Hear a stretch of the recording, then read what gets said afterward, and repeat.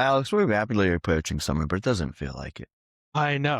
I just saw the other day, even though it is now May, we're like 10 degrees below the average temperature Yeah. for this time of the year. Like it's been in the seas, maybe scratching the 70s in our area for the past couple weeks now. It also Usually frosted last weekend.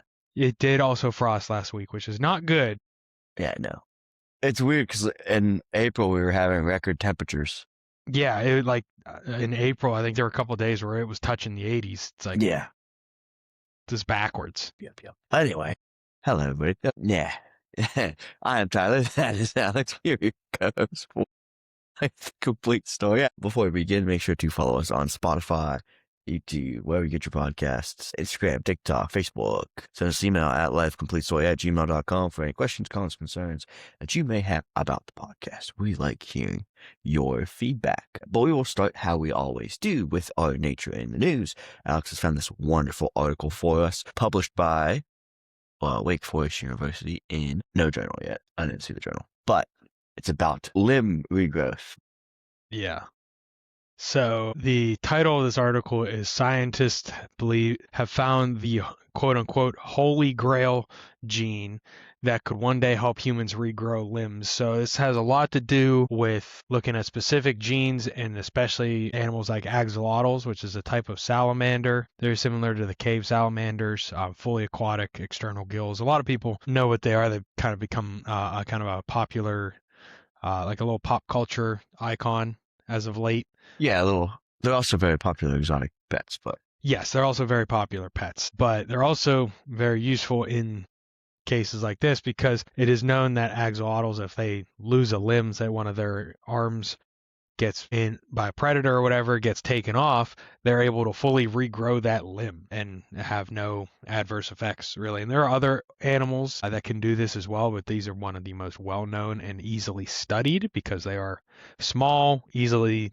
kept like in lab settings. So what they did is they used these axolotls and extrapolated that to a couple other very popular laboratory animals, zebrafish and mice. Mice, a lot of people know mice are very popular in laboratory settings, but zebrafish are in the genetic world because the way, correct me if I'm wrong, it's been a little bit, the way their kind of genetic sequence is set up is similar enough to like humans that they're able to do different experiments with the genetics of the zebrafish and extrapolate that up to humans. It's really easy in the sense of they do the same thing with like fruit flies. They have relatively short like life cycles and they have pretty obvious things that they can see in genetic for like following like genetic changes, the way different genes are expressed. So like example, fruit flies, white eyes versus like the reddish orange eyes.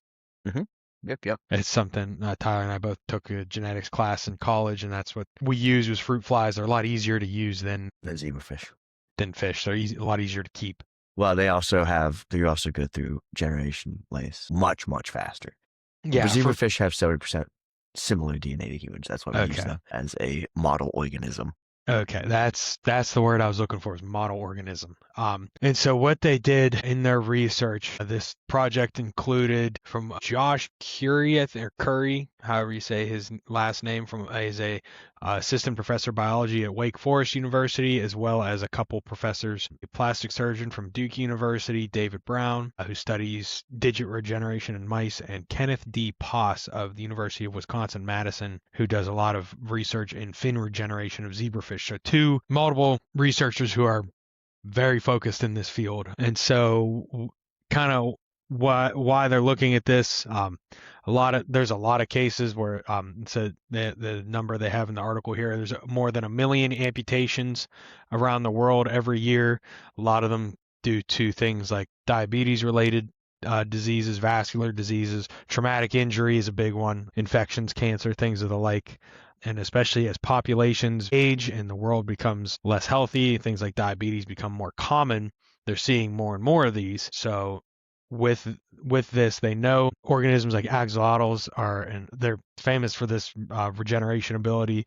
They can do limbs, tails, even major organs, partial major organs like the heart, brain, liver. So it's pretty incredible what they're able to do. And they've been able to find this in zebrafish where they're able to regrow damaged fins as well as repair major organs like the heart and brain, spinal cord. And mice can actually regrow the tips of their fingers as well. So it is they've kind of found across all of these organisms the genes specifically that kind of control this mechanism, and they found in all three species, the axolotl, mice, and zebrafish, two genes called SP6 and SP. And in this, they started to look at these, if they turn these genes on or off or remove them from the genome, how that affects the ability to regenerate limbs, tissues, things like that. And so what they found is removing these genes basically remove the ability for these regeneration pathways to occur. So they more or less know that these are the two genes they need to focus on. And they were able to even use an enhancer through kind of a viral gene therapy in the zebrafish using a signaling molecule, called FGF, normally activated by SP8. And through this, they were able to kind of enhance that regenerative factor gene, the expression, which increased further bone regrowth in the mice for those damaged digits and actually restored some other regenerative abilities that in the mice where those SP genes were lost or removed. So obviously people can't really regrow limbs like this, but so they kind of is the best way to put this research right now is it's a proof of concept. Like they know they can do it in less advanced organisms. So they're kind of just starting they're on the very first step of kind of the ladder of eventually developing solutions that could using like stem cell therapy, gene therapy to be able to potentially one day regenerate human limbs. Now we don't know if this is going to be people regenerating their own limbs, like using this therapy, or if it's something that it could be like a lab setting. They take the patient's cells and are able to basically grow a foot or fingers or whatever. I think the way they're looking at it is going to be more of the person, like a gene therapy in the people themselves to kind of turn these genes on in specific ways that help regenerate these things. Now, of course, with that, there are other problems, like if the person has a hidden cancer that they don't know about, they could speed up those processes. There's a lot of other things with this.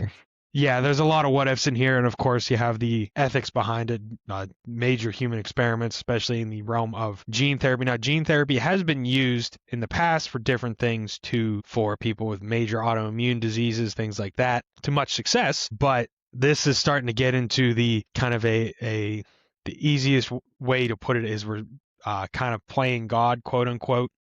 No, that's not always popular in those realms or those fields of study, but that's where some people their ethics get the sticking point for their ethics is like kind of where do we draw the line at what we try to do before it's not ethical anymore. And that's always a debate for another day. But like the Professor Curie said, you have to remember that these are very different organisms that they're working with. Obviously they're not people that they're doing these experiments on, and it could be a very big thing, but they obviously needs a lot more research before it could ever be pushed to the point where it's usable with people. I want to leave kind of on that note of don't freak out.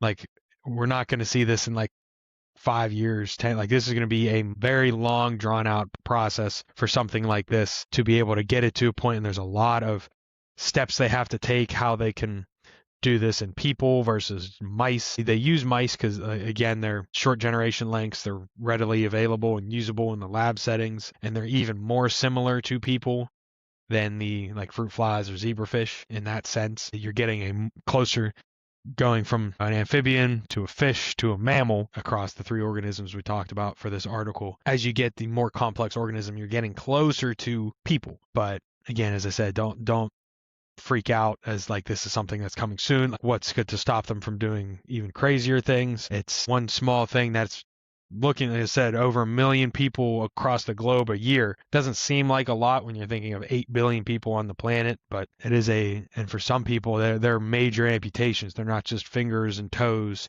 they're feet or whole legs or multiple legs, especially multiple appendages in the case of, especially when you start getting to like the traumatic amputations from things like accidents or military activity. It's if they could help these people, because for a lot of people, prosthetics, they get very expensive. Insurance is always a fight with things like when you start getting into things like that, but prosthetics are expensive. They're not always the most comfortable. They obviously, technology has progressed incredibly since they were first invented. They're not wooden peg legs anymore, kind of thing. But if you could regenerate the person's leg, like a damaged limb, that, I mean, it'd be their own leg again. Right. All right. Well, thank you for the lesson, Alex. That was a good article that you found for us today. We'll hop on over into our lesson. If you guys remember, last week, 2 weeks ago, we covered, we finished our frogs finally after nearly 10 episodes. But we're on to our last group of amphibians. Lucky for you, we're covering it all in one episode. These are the Caecillians. Don't worry if you've never heard of these guys before. They're kind of like relatively unknown to the normal person, I would say. They're kind of the forgotten child of the amphibians. So basically, a Caecillian is a snake-like amphibian or a worm-like amphibian, depending on the size, worm-like, snake-like, but they are burrowing, oftentimes living in leaf litter or in the soil. And since they are burrowing amphibians, they typically have either very small eyes or they lack eyes altogether. Vestigial organs. All members live are within the order Gymnophiona, and all the living members make up the clade Apoda, which means without legs. They, as I said, they live without foot. Without foot. Yeah, that would be the very like specific translation of that. They live in soil or stream beds, as I said, and they're found throughout the tropics of South and Central America, as well as Africa and South Asia in the Old World. Their diet consists mostly of subterranean invertebrates, mostly earthworms. I'd assume nematodes fit in there too, and other things like that. Yeah. To help with their burrowing, they've gone through some adaptations, like having a fused skull and jawbone, which I believe helps as using as a ram to help push soil out of the way. They have a 2-part jaw muscle, and they oftentimes have chemosensory tentacles or just receptors in general. They're highly adapted to that burrowing lifestyle, mostly because of their shape, and lacking legs kind of helps them burrow, kind of like how worms don't have legs. And all members except for one species have lungs, but they are also known to use their skin for oxygen absorption, similar to all other amphibians. And that brings us to our families. There's 12 families we're going to cover today, but there's not much for each individual family, so it should go relatively quick for us. Yeah. First group, Alex. Yeah, so our first family is Caecillidae. These are the common Caecillians, which is a picture I pulled up, found in South and Central America. This is the most diverse of the families. Their skulls have relatively few bones, so like I said, that kind of fused skull. It's like obviously if you're using your head to kind of push through the dirt, you don't want a bunch of different bones that are able to move around and break. You want a kind of a nice hard surface to push through. And typically their mouth is recessed behind the snout. In the picture you can see kind of the mouth, the end of the nose, the mouth is tucked up underneath. And they lay their eggs in moist soil, which hatch into aquatic larvae, living kind of in the seepages of the soil, or they will even lack a larval stage, developing directly into adults. That's to our next group, Caecillidae. These guys are the Indian Caecillians. This is the most recent family to be recognized, even though the type species was identified way back in 1904. It wasn't officially its own family until 2012. They only reach about 4 inches in length, so relatively small. These would be more like of a worm-like Caecillian. They have limited eyesight, and they have those well-adapted skulls for burrowing. They have eggs that hatch into adult Caecillians, and the females wrapped around the developing eggs for months at a time, which I believe is the picture that Alex has pulled up. Those Yeah, are that's kind of like what it looks like. You can see they still have those very distinctly amphibian eggs, kind of the clear jelly-like eggs. And during that time, the female is wrapped around her young. She does not feed at all. I will hit our next two families pretty quickly just because there's not a whole lot about them. The first one is Grissonidae. That's the second one. Or sorry, the second one. It is the second one. I missed one. The first one is Dermophidae. These are found in Central and South America as well. They are called the Neotropical Caecillians. They're the only viviparous Caecillians, which means they lay give birth straight. they give birth to live young, right? Yeah. Yes. With secondary annuli. Tyler can kind of explain. Annuli are the rings that go around the Caecillian. Yeah, I understand now. So Like the secondary one would annulins. be a second set, like a second set of bands around them. Okay. So they have like the primary bands, and then they have like secondary bands in between those. Yes, and some families have tertiary bands, but yeah. Cool. Well, then after that is the family Grissonidae or Grandisonidae. Grandisonidae. Thank you. Goodness, can't read. So these are the only Caecillians found in Africa, also Seychelles and India. They were also originally classified within Caecillidae before becoming their own family in 2011. That'll take us to our next two groups, Herpelidae. These guys are also African Caecillians, and they are the sister group to those Indian Caecillians, Trichilidae, which I'd assume they have similar familiar practices of wrapping around. Not much info is given on most of these guys since they're so rare, I'd say. But they are found within sub-Saharan Africa. And our next group is Ichthyophidae. These are the Asiatic tailed Caecillians, or the fish Caecillians. So the primitive features are that they have a tail, unlike more derived Caecillians, and their mouths are not recessed, and they have scales. And that'll take us to our next group, Alex. Yes, our next group is the family Rhinotrematidae, right? I didn't miss one. Nope, you're good there.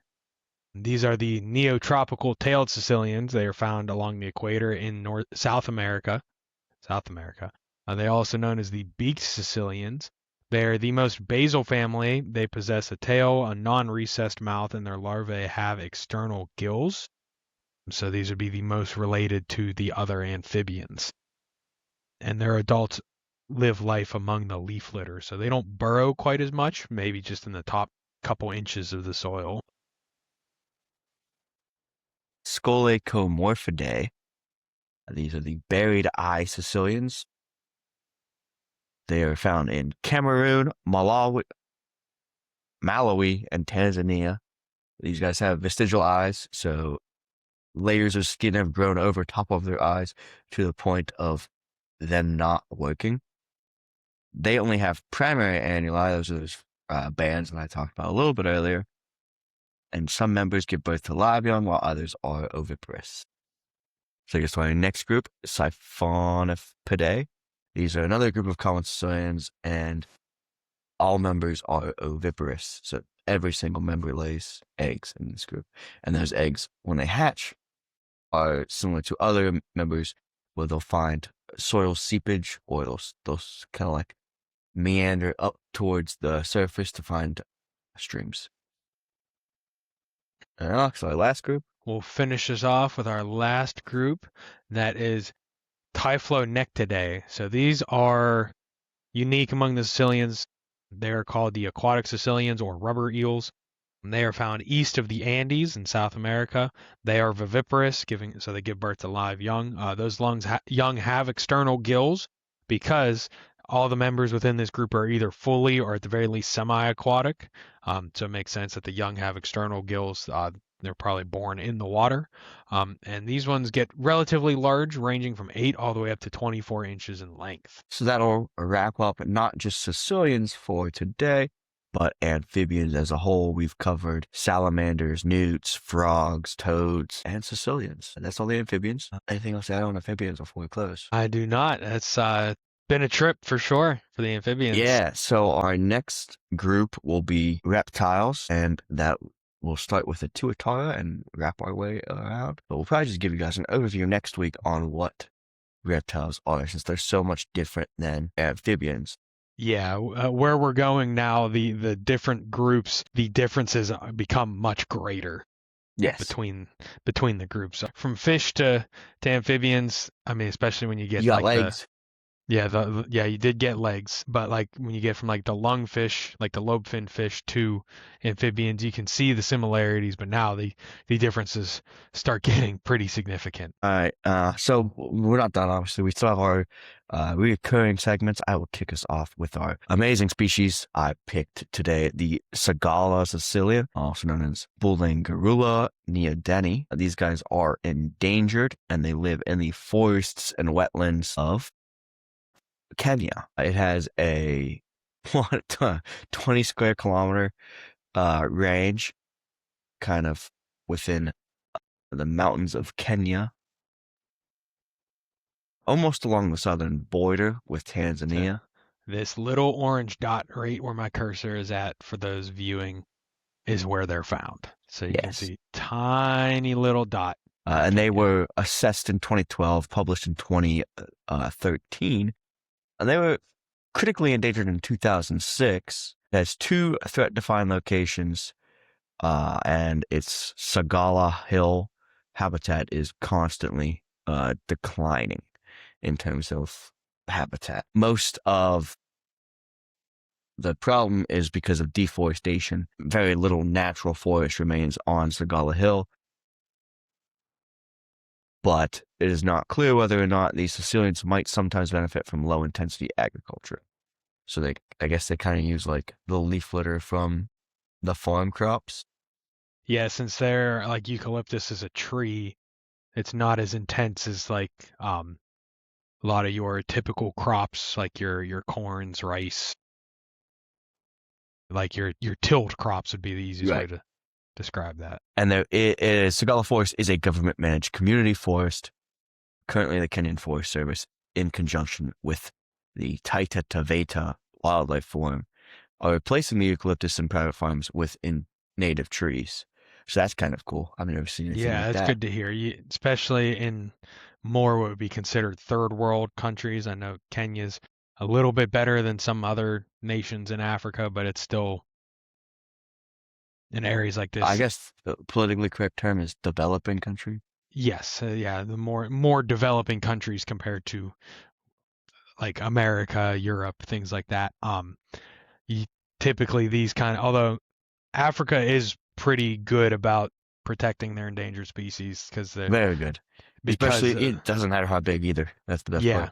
Yeah, that is one thing that they're very good at, just because of the uniqueness of the species within on the continent. That's really all I have for these guys. And I don't think it's really a human undergoing human reasoning on why they're so endangered. I really think it's just because they didn't exist in such a large scope beforehand, and we just plunged ourselves into the situation, and now it's what.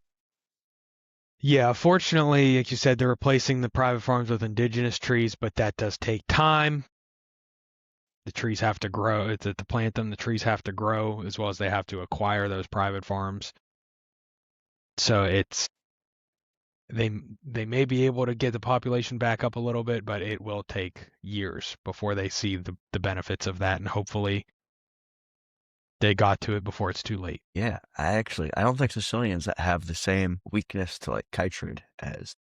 I don't believe so. I think because they kind of look like their skin is a bit more waxy.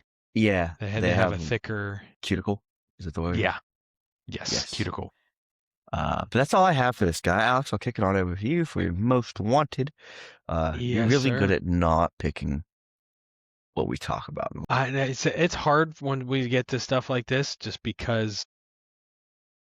It'll pick back up over the next Yeah, couple it'll weeks. pick back up in the next couple weeks for sure. So I have picked a plant again for this week.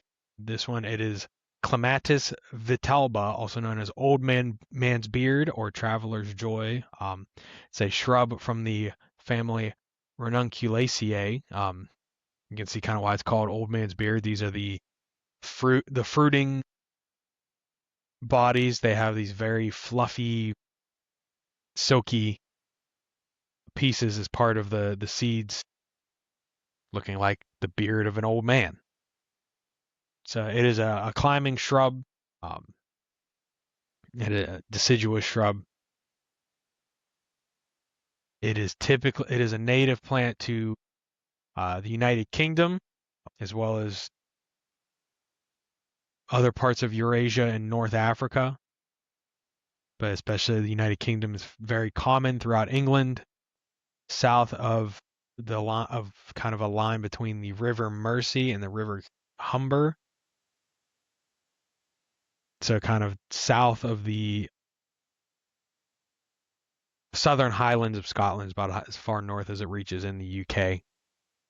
But it has become an invasive species in other countries because it has a very wide dissemination system for its reproduction. You can see these little silky seeds can fly. If you get a good wind, they can travel pretty readily. They're very hardy on that climbing behavior. They can grow very rapidly. They even climb faster than English ivy, which grows very quickly. Each plant can produce over 100,000 seeds at a time, and they can also grow from fragmentation of the stems and the roots. So to get rid of them, you basically have to dig out all of the roots and then more or less either bag them in the garbage or burn them. It's the only way to completely get rid of these plants. So in areas like New Zealand and North America, they're considered invasive species. New Zealand is more of an unwanted organism. That's because with its growth, it forms a dense canopy, smothers other plants, really has no natural controls in New Zealand or in North America. It is eaten by some different moth species within its native range, but not like the larvae of these moths. And some of them are actually it's their only food source. But because they're able to they kind of prefer rich alkaline soils, moist climate with warm summers. So going to like New Zealand, North America, that is their bread and butter. In North America, introduced in the 1950s to 70s, um, throughout kind of the Pacific Northwest, Washington, Oregon, California, into British Columbia and Canada, and as well it's found in some parts of the eastern United States. But yeah, as I said, it is spreads pretty readily, grows pretty aggressively, so that's why it became an invasive so quickly, and being able to be spread as seeds are able to be spread so easily in the wind, it pretty much took off in those areas that it was introduced. Anything else? That is pretty much all I have. Awesome. All right. Well, I'll take over for my from the vault. My from the vault today is Caecilia. This is the ancestor to all Caecillians, and I had a picture of it earlier. Better than the just Is that better than the skull? Yes. There you go. An artist tradition of Caecilia. So these guys were known to be the earliest ancestor to Caecillians. It has limbs, unlike modern Caecillians. Although I think some Caecillians have like vestigial nubs. I don't think I really talked about it though. yeah, Nubs. most of them I don't think really do. Like I said, if they do, they're like little tiny nubs that are easy to miss. Right. And they also had well-developed eyes, so they probably weren't adept to soil living. Yeah, and burrowing at that point. They would have been more like that, how some terrestrial salamanders, kind of the moist, darker areas like under the leaf litter, rotting plant or rotting vegetation, things like that. Right. There's a 2000 description. That's a different trend. Never mind. I lied to you. Hold on. They have some similarities to salamanders. I'm assuming that's the stout legs and Long, slender bodies. yes. Although they're relatively small, about 15 centimeters, and it's likely to reside in in terms of but its taxonomy within the Lepospondra group, which I talked about in a separate from the vault a while ago. Yeah, unfortunately, with from the vaults when they're Yeah, this old, especially in amphibians it's because tough. yeah, especially in amphibians because they don't fossilize very well most of the time. No, they have pretty soft bodies. Yeah, but Alex has our um, ecology encyclopedia, which is I think is kind of funny because it's something we've talked about a lot, especially with frogs, and we waited until the last week of amphibians to talk about it in depth. Yes. So today for our ecology encyclopedia, we're talking about vernal pools, also called ephemeral pools, vernal ponds. They have a handful of different names. So, like as Tyler said, something we've talked about a lot within the amphibians because they are very popular for amphibians, especially in kind of temperate areas, to lay their eggs around this time of year, actually. They are kind of a type of wetland, but they're unique because they are typically devoid of any fish because they are more or less temporary ponds. There are some tropical fish in more tropical areas that are adapted to vernal pools, but for the vast majority, they lack fish. Typically found in forested or grassland areas, like the one you can see here. It's kind of more or less a low spot within a deciduous forest, which is what we see around our area a lot. So kind of why they form is more or less has a lot to do with the soil as well as the water table as well. So in areas that kind of have a very shallow water table, which is kind of where the level of groundwater starts underneath the surface soil. And the soil composition itself plays a big factor into that because soils that have a lot of clay, also known as hard pan, this clay is typically pretty hydrophobic. It packs very, very tightly, basically creating a bowl for this water to sit in. And being hydrophobic, the water does not drain into the lower soil layers very readily. It takes a lot of time. So these pools will more likely evaporate instead of drain, which is why they can sustain for a while. And when you have decent, like we've had a pretty wet spring so far, so you'll get some pretty long-standing vernal pools. And even in some of these areas, if you're just walking through the woods, you find a low spot that is dry, but it's still pretty muddy. This usually an area where you would find a vernal pool. And like I said, they're very, very popular for things like amphibians, frogs and toads, especially, as well as some salamanders love these because they are readily available water for them to lay their eggs in. And they're a lot safer than pond environments because of the lack of fish. There are, of course, still some predators that can get at the eggs, but it's nowhere near the level of fish in lakes and ponds. Things like wood frogs, spadefoot toads, mole salamanders really love these. Other organisms like insects, especially insects that lay that have an aquatic stage, typically an aquatic larval stage. So things like Mosquitoes. mosquitoes, especially. Typically, a lot Well, of they'll lay the their eggs in any standing water, really. yeah, any sort of standing water. Some of your thopterans, like your dragonflies, mayflies, they typically prefer like ponds because they have much longer larval stages. They need that water to stay for a long time. And then there are actually some organisms that use these vernal pools to a point where they endangered because they use them so readily. Things like fairy shrimp, they're crustaceans, of course. They almost exclusively use vernal pools for their life cycle. And as climate change kind of, you get extended periods of less rain, they some of these vernal pools are not staying as long as they have in the past. But their whole life cycle is, they go from birth to maturity in about 50 days. These fairy shrimp, and like the fairy shrimp and things like killifish, which are from the African savanna. These are fish. Their eggs are able to survive being dried out, so they can survive those dry periods until the vernal pools are filled back in. And then different plant species also are found. Like I said, these are kind of temporary wetlands. They are different from true like seasonal wetlands because they don't have like an inlet or outlet. They are just basically a bowl of water in the forest.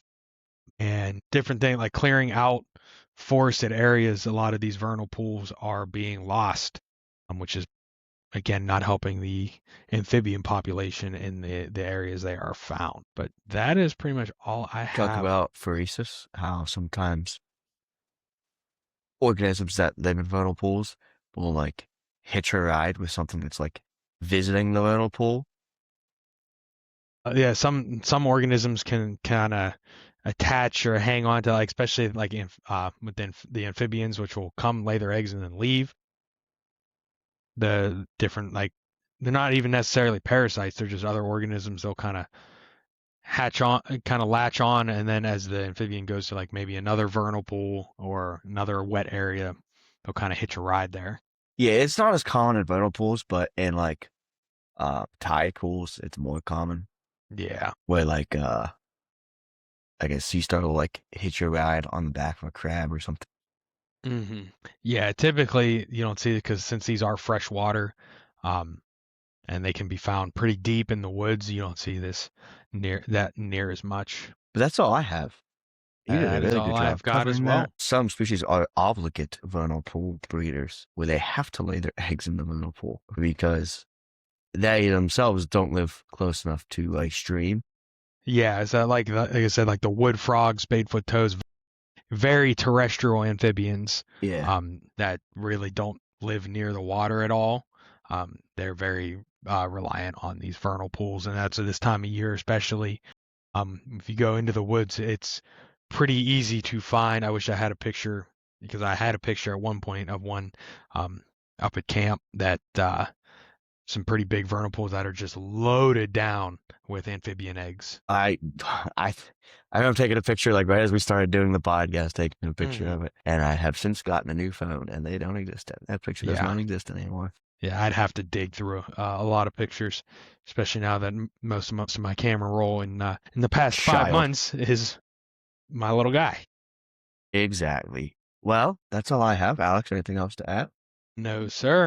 Well, I've been Tyler. That's been Alex. We thank you for listening to Life the Complete Story for another week. Make sure to follow us on YouTube, Spotify, Apple Music, Amazon Music, wherever else you get your podcasts. Make sure to follow us on Instagram and Facebook and TikTok at Life Complete Story for amazing species, clips from the show, things of that nature. So you can stay up to date with us. Make sure to subscribe to our webpage at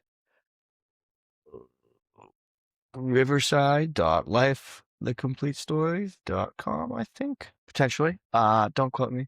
Lifethecompletestory.riverside.com. That's what it is. Make sure to subscribe to us there. You will get an email whenever we post a new episode, which we try to do every week, unless we're busy. Yes, sir. Well, as we say at the end of every episode, keep on learning, learn something new. You'll never know what you find interesting. But again, I've been Alex, and that's been Tyler, and we thank you for joining us on another episode of Life the Complete Story.